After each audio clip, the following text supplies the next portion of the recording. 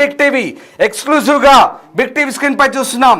పోలీసుల అదుపులో ప్రస్తుతం నిందితున్నాడు. నిందితుడిని తీసుకెళ్తున్న దృశ్యాలు మనం చూస్తా ఉన్నాం. బిగ్ టీవీ స్క్రీన్ పై ఎక్స్క్లూజివ్ గా మనం చూస్తా ఉన్నాం. పోలీసులు ఆ నిందితుడిని అదుపులోకి తీసుకొని ప్రస్తుతం విచారిస్తున్న క్రమంలో అనేక విస్తుగొల్పే అంశాలు బయటపడ్డాయి. ఎస్, అవే ఆ దృశ్యాలు, నిందితుడిని తీసుకెళ్తున్న దృశ్యాలు బిగ్ టీవీ స్క్రీన్ పై ప్రస్తుతం మనం చూస్తున్నాం. నిందితుడు పోలీసుల అదుపులో ఉన్నాడు. నేరాన్ని అంగీకరించినట్టుగా తెలుస్తోంది.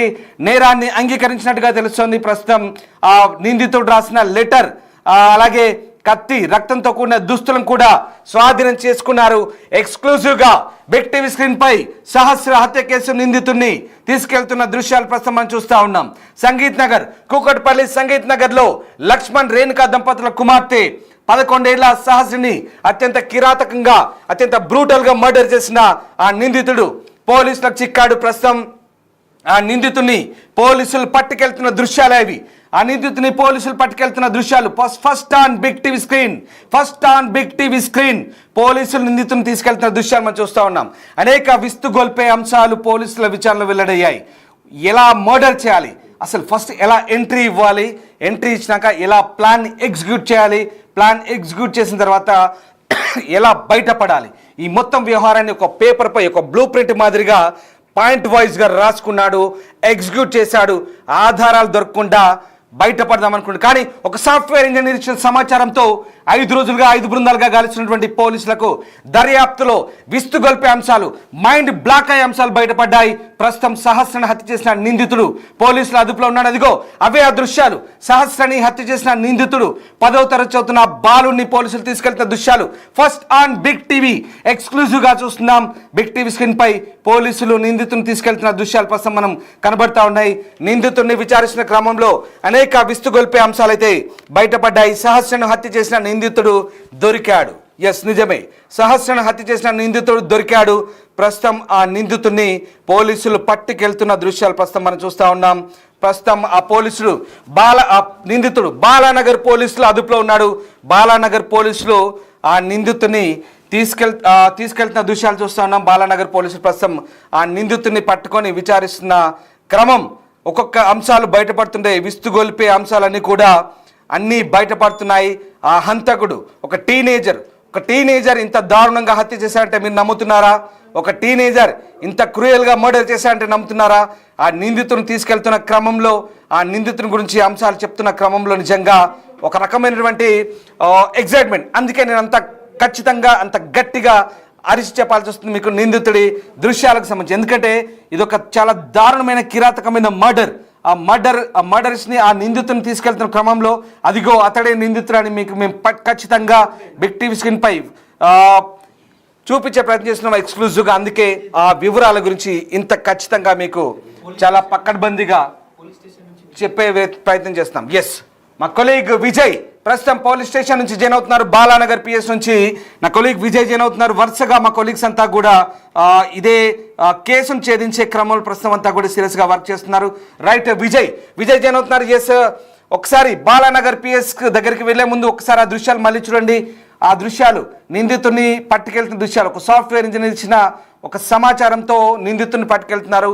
ఆ నిందితుడిని ఇంట్రాగేట్ చేసిన క్రమంలో అనేక అంశాలు బయటపడ్డాయి. ఎస్, నా కొలీగ్ విజయ్ నాతో జాయిన్ అవుతున్నారు. విజయ్, నిందితుడిని పట్టుకున్న క్రమంలో ప్రస్తుతం పోలీసులు అనేక అంశాలు ఇప్పుడు చూస్తా ఉన్నాం కదా, ఈ గోడ చూస్తా ఉన్నాం కదా, ఈ గేటు ఏదైతే గేట్ ఉందో ఈ హైట్ లో ఒక గోడ ఉంది. సో ఈ గోడని దూకి లోపలికి ఎలా వెళ్తాడు, అలాగే ఆ వ్యక్తి మర్డర్ చేసి హత్య చేసిన తర్వాత బయటికి ఎలా ఎస్కేప్ అవుతాడన్నటువంటి కోణంలో కూడా పోలీసులు దర్యాప్తును కొనసాగిస్తూ ఉన్నారు. ముఖ్యంగా అక్కడ ఉన్నటువంటి వాళ్ళందరూ కూడా అసలు పాప ఎంత యాక్టివ్గా ఉంటుంది అంటే అత్యంత యాక్టివ్గా ఉండేది, అందరితో కూడా చాలా కలివిడిగా ఉండేది. చిన్న పాప 11-12 సంవత్సరాలు ఉన్నటువంటి వయసు కలిగినటువంటి పాప అందరితో కలివిడిగా ఉంటూ ఇట్లాంటి ఘటన జరిగేసరికి అందరూ ఒక్కసారిగా ఉలిక్కిపడ్డటువంటి సందర్భం అయితే కనిపిస్తుంది. మరొక పక్క ఈ 10వ తరగతి బాలుడు హత్య చేయడం ఏంటి, మరి ఇంత దారుణంగానా అంటే అంత ధైర్యం ఎలా వచ్చింది?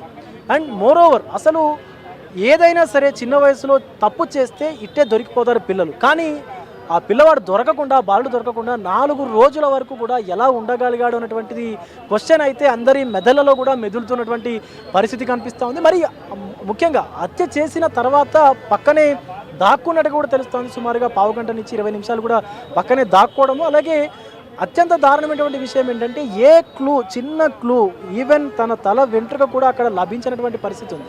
సో ఎలా ఇంత పకడ్బందీగా, అది పట్ట పగలు ఎలా చేయగలిగాడనేటువంటిది అందరినైతే విస్మయానికి గురి చేస్తున్నటువంటి పరిస్థితి కనిపిస్తోంది. ఎటకేలకైతే కూకట్పల్లి పోలీసులు గత కొంతకాలంగా 4 రోజులుగా కూడా తీవ్ర కలకలం రేపినటువంటి సహస్ర మర్డర్ మిస్టరీని అయితే ఛేదించగలిగినట్టు కూడా తెలుస్తోంది. ఇప్పటికే ఆ బాలుని అదుపులోకి తీసుకొని విచారించేటువంటి కార్యక్రమం అయితే మొదలు పెడుతున్నటువంటి సిచ్యువేషన్ కనిపిస్తూ ఉంది స్వామి.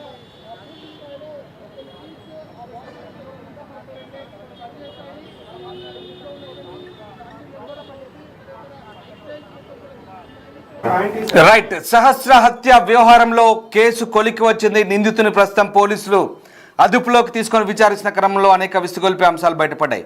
చాలా పక్కాగా ప్రణాళికాబద్ధంగా నిందితుడు హత్య చేసినట్టుగా తెలుస్తోంది. ప్రస్తుతం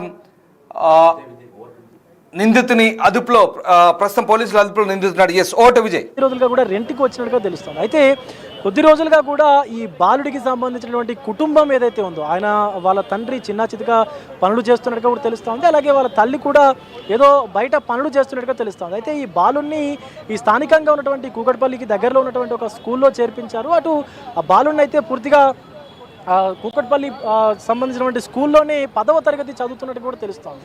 సో ఇప్పటి వరకు వారి కుటుంబ సభ్యుల గురించి ఎలాంటి రిమార్క్ అయితే ఎక్కడ కూడా కనిపించలేదు. కానీ అసలు ఈ బాలుడు దొంగతనం చెయ్యడానికే లోపలికి వెళ్ళాడా, లేకపోతే మరే ఇతర కారణం ద్వారా, అంటే ఏదైనా పాప పట్ల ఏదైనా దురుసు ప్రవర్తించి ఏదైనా అఘాయిత్యానికి పాల్పడేందుకు వడిగట్టడానికి ఏమైనా లోపలికి వెళ్ళాడా అన్నటువంటి కోణంలో కూడా పోలీసులు అయితే ఇప్పటికే విచారణలో భాగంగా బాలుడిని ప్రశ్నిస్తున్నట్టు కూడా తెలుస్తోంది. ఇప్పటికే ఆ బాలుడికి సంబంధించి అన్ని వివరాలను కూడా, అంటే గతంలో ఏదైనా దొంగతనాలకు పాల్పడ్డా, లేకపోతే ఆ బాలుడి మెంటల్ స్టేటస్ ఎలా ఉండేది, ఎందుకంటే సాధారణంగా హత్య చేసి వెళ్ళిపోయేవాడైతే 1-2 కత్తిపోట్లు పొడిచి ఆ పాప స్పృహ కోల్పోవడంతో అక్కడ వదిలేసి వెళ్ళిపోయేవాడు. కానీ ఇక్కడ అత్యంత దారుణం, 21 సార్లు చిన్న పాప, 11 సంవత్సరాల పాప, 12 సంవత్సరాల పాపని 21 సార్లు కత్తిపోట్లు పొడిచి ఆ కత్తితో తన లోపల ఉన్నటువంటి అవయవాలు బయటకు వచ్చేంత దారుణంగా ఎలా ప్రవర్తించగలిగాడు, అంటే తన మెంటల్ స్టేటస్ ఏంటి,